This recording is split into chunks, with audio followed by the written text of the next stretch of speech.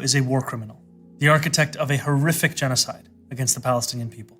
He is responsible for the killing of more than 73,000 people, for the maiming of tens of thousands of children as those who survive undergo amputation without anesthesia, for the targeting of neonatal hospitals and maternity care centers, denying newborns even the chance to live, for the countless people he starved as he blocked food and humanitarian aid from reaching them, for the gunning down of hundreds of aid workers and journalists.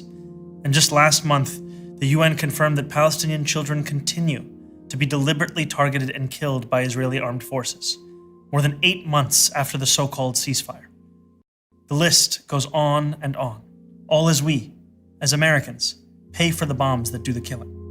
There is a reason the International Criminal Court issued a warrant for his arrest.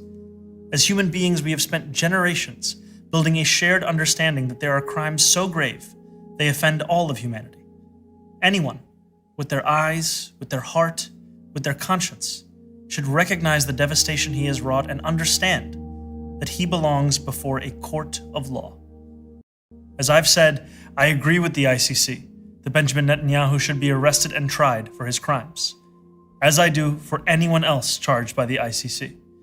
My administration has reviewed every avenue available under applicable law to determine whether New York City could execute the International Criminal Court's arrest warrant if Benjamin Netanyahu came here. It is clear that we do not have the independent legal authority to enforce this warrant. The federal government, however, does, and I call on them to join the ICC and execute this warrant. And I want to be equally clear.